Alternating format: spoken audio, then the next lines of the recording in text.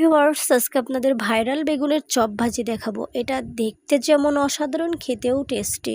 তো পাতলা করে আমরা বেগুনটা কেটে নিয়েছি, যত পাতলা হবে তত ভালো হবে এটা ফুল করতে। এভাবে আমরা টুথপিক দিয়ে গেঁথে নিয়েছি। দেখুন কত সুন্দর দেখাচ্ছে। এখানে কোট করার জন্য বেসন, চালের গুঁড়ো, ঝালের গুঁড়ো, হলুদের গুঁড়ো, পরিমাণ মতো লবণ, সেই সাথে নিয়েছি একটু চাট মশলা দিয়ে আমরা বেটারটা তৈরি করে নিয়ে এভাবে ফুল করা বেগুনটা বেটারের মধ্যে দিয়ে আমরা গরম তেলের উপর দিয়ে আমরা ভেজে নেব। এভাবে উল্টিয়ে পাল্টে এটা ভেজে নিতে হবে। এভাবে এই বেগুনের চপটা খুবই ভালো লাগে খেতে, তার থেকে বেশি ভালো লাগে দেখতে।